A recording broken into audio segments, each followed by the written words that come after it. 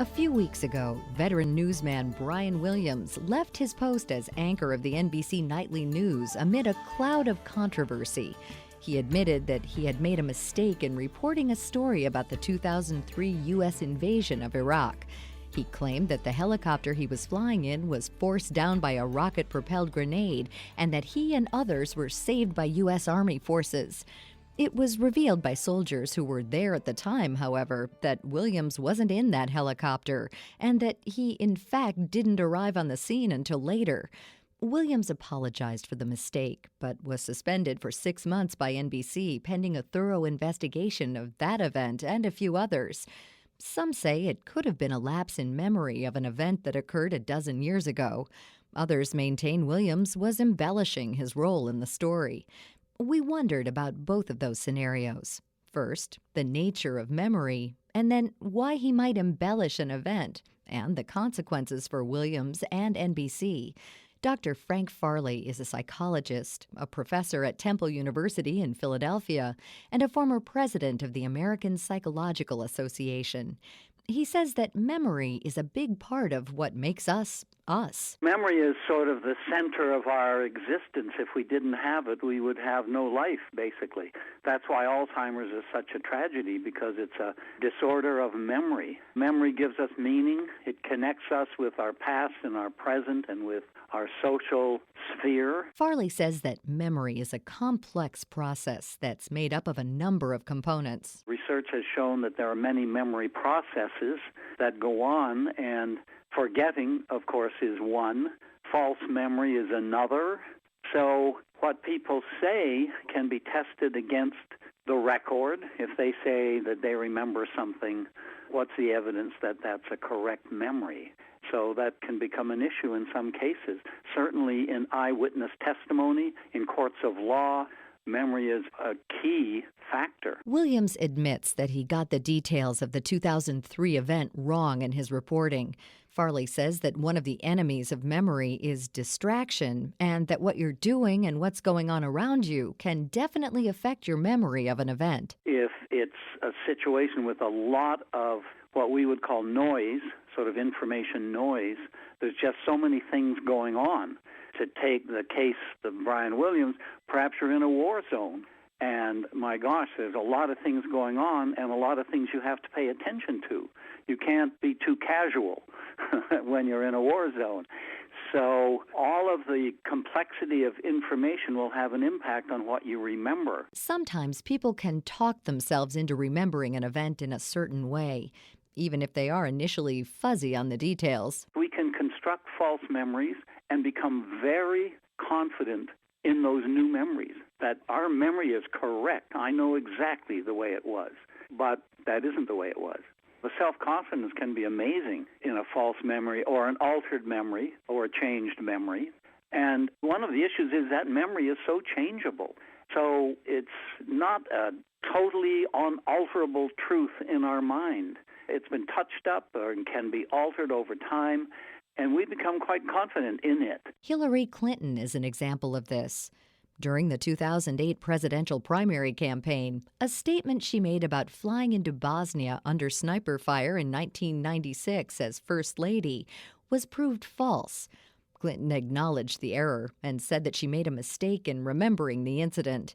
Farley says that another way people misremember is when false memories are planted in their heads. This has been documented in eyewitness testimony in criminal trials and thoroughly researched by Dr. Elizabeth Loftus. My friend Beth Loftus has done this implanting of false memories many times, and it can be done. There's processes like suggestibility and what we call priming in psychology. There are all sorts of processes by which a false memory can be implanted. That's pretty devastating. She has testified in court many times about false memories and implanted memories, etc. You know, people have gone to jail over such things, recollections that they claim to have had of 30 years earlier or 40 years earlier. And is that an accurate recollection or not? Neither Brian Williams nor anyone else is suggesting that the false memory of grenade fire in Iraq was planted in his head, but Loftus's research does show that memories are changeable commodities in all of us. One man who says Williams didn't misremember but embellished his involvement in Iraq is Al Primo.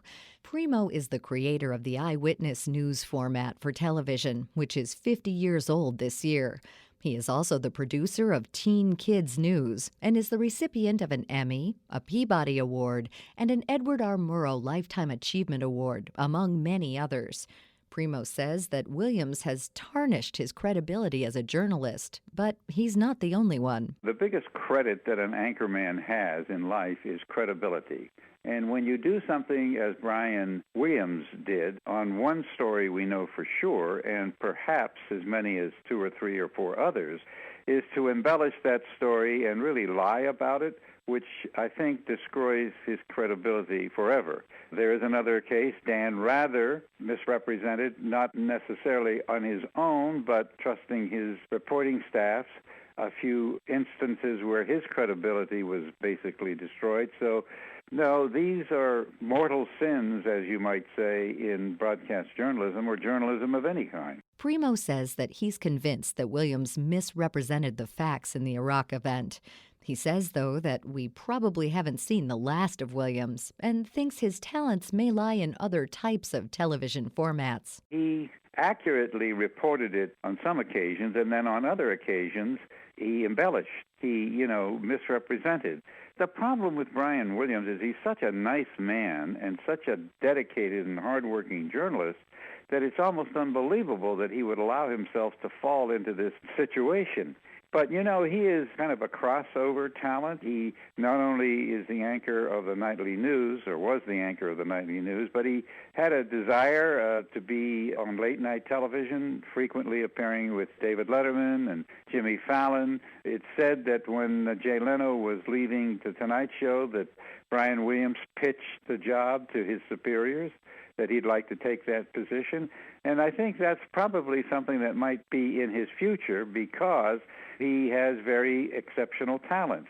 He just has lost his credibility in terms of the news area. So what is NBC's strategy going forward on the nightly news? Primo says that substitute anchor Lester Holt is a fine reporter and might end up at the anchor desk permanently. Lester Holt has the job only to lose. He's in the chair. He's a 7-day-a-week, Monday through Sunday reporter. They call him Iron Pants because he never misses a day. He'll do anything, go anywhere, and that's a very commendable quality to have. So it's his to lose, so to speak.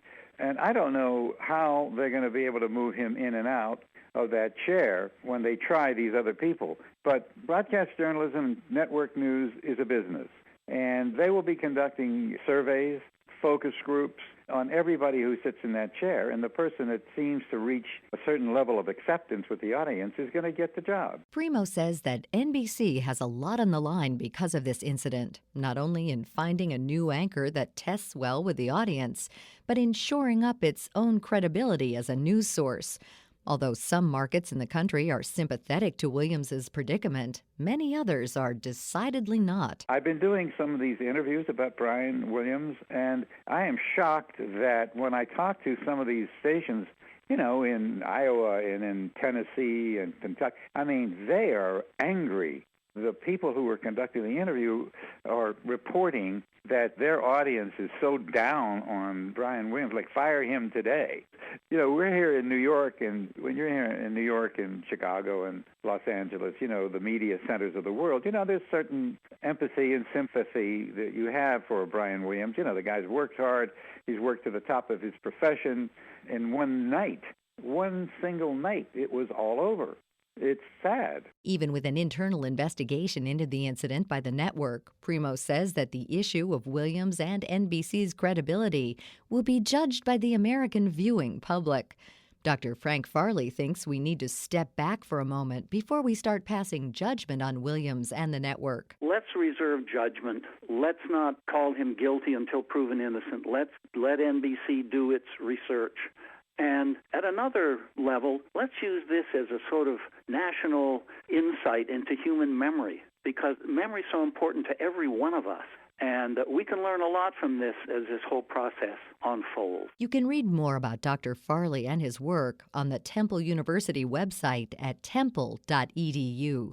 To find out more about Al Primo and the Teen Kids News Program, which is seen on 220 television stations as well as in schools across the nation and in 176 countries, log on to their website at teenkidsnews.com.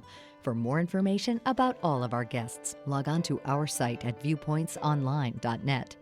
Our show is written and produced by Pat Reuter. Our production directors are Sean Waldron, Nick Hofstra, and Reed Pence. I'm Marty Peterson. Nearly 80% of people say they're patient, but a new survey by Fifth Third Bank shows most of us are actually insanely impatient. A majority of us honk at the car in front of us as soon as the light turns green and hang up the phone after being on hold for a minute or less. We live in an impatient world, according to Fifth Third's Larry Magnuson. Patience may be a virtue, but it's no longer a reality. Today, every second counts. This was the driving force behind our Faster mobile app, which eliminates unnecessary steps and makes it easier for our customers to get what they need and get on with their busy day. Who's the most impatient of all? The Fifth Third survey shows nearly a third of 18 to 24-year-olds wait less than a second before bypassing a slow walker, and 72% of Gen Yers admit to pushing an already lit elevator button. More information about Fifth Third Bank's time-saving new mobile app is available on 53.com. That's 53.com. Mobile data charges may apply. Fifth Third Bank, member FDIC. You hear that, kid? That's the hum of a well-run facility. You know what I hate hearing? Silence. Silence on a production line means downtime. Downtime means wasted time. Wasted time means wasted money. Silence isn't golden, kid. It's deadly. That's why I love Grainger. With a wide variety of the latest products, Grainger gets us what we need when we need it to help keep this place up and running and humming away. Get it? Got it? Good. Call, click Grainger.com or stop by. Grainger, for the ones who get it done. The results are in. For the treatment of nasal allergy symptoms, nothing is more effective than Nasacort. Nasacort Allergy 24-Hour is prescription-strength medicine that's scent and alcohol-free with no harsh taste. It's non-addictive and provides 24-hour relief of the worst nasal allergy symptoms, including congestion, with no prescription needed. And in a recent clinical study with Nasacort going nose-to-nose with Flonase, more people prefer Nasacort. For more information, visit nasacort.com. Nasacort. Use as directed.